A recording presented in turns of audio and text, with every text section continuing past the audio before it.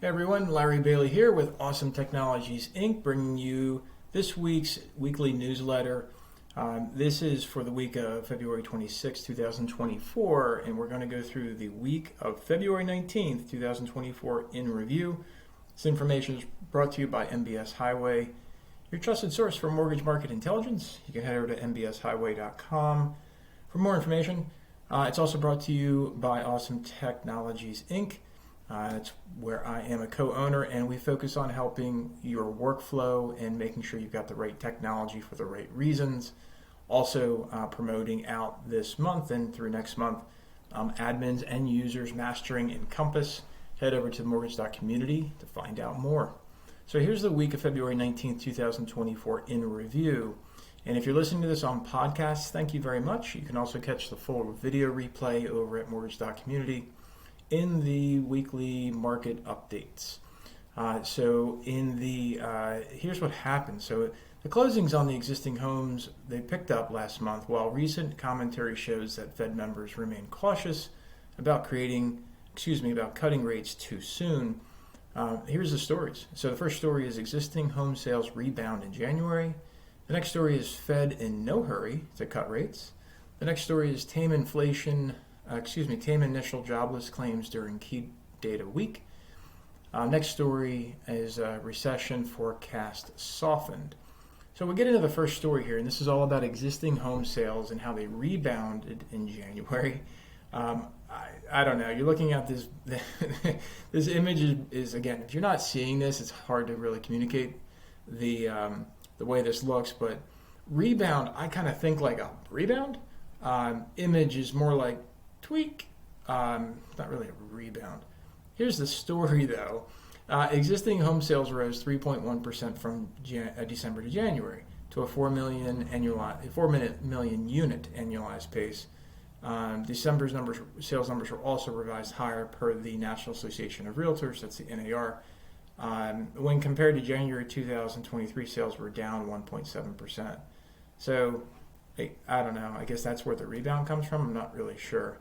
Bottom line here, gang, is the report measures closings on existing homes in January and likely reflects people shopping for homes probably in November, December, because it takes a little bit to close. That's back when the rates were off their highest peak. The NAR's chief economist, who's Lawrence Yun, added that, quote, listings were modestly higher and home buyers were taking advantage of lower interest rates and mortgages compared to late last year, close quote. It goes on to say any increase in listings is a positive sign for much needed supply because there were just 1.01 million homes available for sale at the end of January, which is well below healthy levels at just 3 months supply of current homes. Ongoing, right? We have supply issues. We're going to see how the spring market goes. This is my own personal commentary, but we're going to see how spring market goes. I expect that it's going to be still a seller's market. People are coming on. I don't know where you are. I'm in South Jersey. Prices are still stupid ridiculous, and I don't see them changing anytime soon because you can't find any place to buy. All the rehabs seem like they're kind of up there, gone. New construction's expensive, and builders are doing their own thing, like we've talked about in the past. So, as I always say, honestly, if you find a place that fits, get it. Do not wait. Next story here is Fed in no hurry to cut rates. So the minutes came out from the Fed's January meeting, and it showed that members were generally optimistic that the policy moves had succeeded in lowering inflation. Members also felt they had reached their peak Fed funds rate for this cycle. Cycle meaning the cycle of inflation, that kind of a thing. Rising interest rates, lowering interest rates, things like that. That's a cycle. So the Fed funds rate is the interest rate for overnight borrowing between banks. Again, it's not the same as mortgage. Bottom line here, gang, is Fed members want to see a lot more data before they ease monetary policy, also known as lowering interest rates. And they don't expect to begin cutting rates until they have, quote, gained greater confidence that inflation is moving substantially towards 2%, close quote. This cautious approach from January's meeting has been echoed more recently by several Fed members out in public. Note that the Fed's favorite inflation measure, the core personal consumption expenditure, that's the PCE, that declined 2.9% annually as of the latest report in December. January's is coming out Thursday this week, so we'll see what happens. All right. If you're watching this up here, again, that used to be over 101. It's not fallen below 100, which is great. This 10-year Treasury was super duper high, and it's still hovering around that 4.2%. So we'll see what happens here. Tame inflation, jobless claims during key data week is the next story. The initial jobless claims, which measures the number of people filing new unemployment claims, that declined by 12,000 to 201,000 in the latest week. Continuing claims also declined. That's a good trend. Bottom line here is the jobless claims are still relatively low, while continuing claims have been trending higher since their low of 1.658 million back in September of 2023.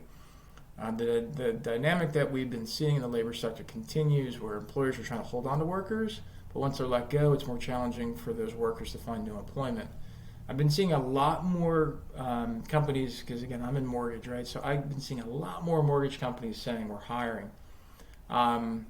Moderately middle-level positions, underwriters, loan officer assistants, processors, really the guts of the mortgage workflow. That's what I see them hiring for. So the Fed's also closely watching employment data, and that'll come out. March 8th is February jobs report, so that'll be interesting to see what the Fed does about that. Next story is recession forecast softened. So the Conference Board released their latest leading economic index, that's the LEI, which is forward-looking index that takes a broad look at the economy and tracks where it's headed in the near term. So January brought a 0.4% drop, making the 22nd consecutive month of declines. Last time the index fell 22 straight months, remember that? I bet you do. Financial crisis, that was between 07 and 09. Bottom line here is, despite January's decline, the Conference Board softened their tone on recession expectations. This quote's coming from Justina Zabinski-Lamonica, who's a senior manager of business cycle indicators. Justina went on to explain, quote, while the declining LEI continues to signal headwinds to economic activity for the first time in the past 2 years, 6 out of 10 components were positive contributors over the past 6-month period, ending in January 24. So as a result, the leading index currently does not signal recession ahead, close quote. Pretty darn cool. We'll see where it goes here. Thanks, Justina, for that. Family hack of the week here, gang. Chocolate and peanut butter make the perfect pair, just as Reese's. And these chocolate peanut butter balls from the Food Network are the perfect way to mark National Peanut Butter Lovers Day on March 1st. This recipe yields 24 of those balls. So, in a large bowl, you're going to beat 1 cup confectionery sugar, 1/2 cup creamy peanut butter, 2 tablespoons unsalted butter. Make sure it's at room temperature so it's nice and smooth. 1 teaspoon vanilla extract and 1/4 teaspoon kosher salt with an electric mixer until combined and smooth. Unless you got really big forearms, use an electric mixer. Roll that mixture into 24 equal-sized balls, about 1 teaspoon each, and place them on a small baking sheet. Again, 1 teaspoon is not that big, so space accordingly here. You're going to chill that in the freezer until they're firm, which is usually about 15 minutes.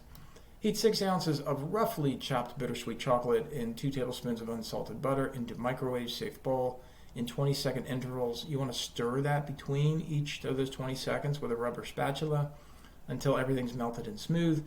Using 2 forks, dip each peanut butter ball into the melted chocolate, coat evenly, and tap off any excess chocolate. Place those balls back into the baking sheet and then chill in the refrigerator until the chocolate is firm and set, about an hour. Serve chilled and refrigerate any extras in an airtight container. Now, just eat them. You don't really have to serve them, just eat them. Here's what to look for this week.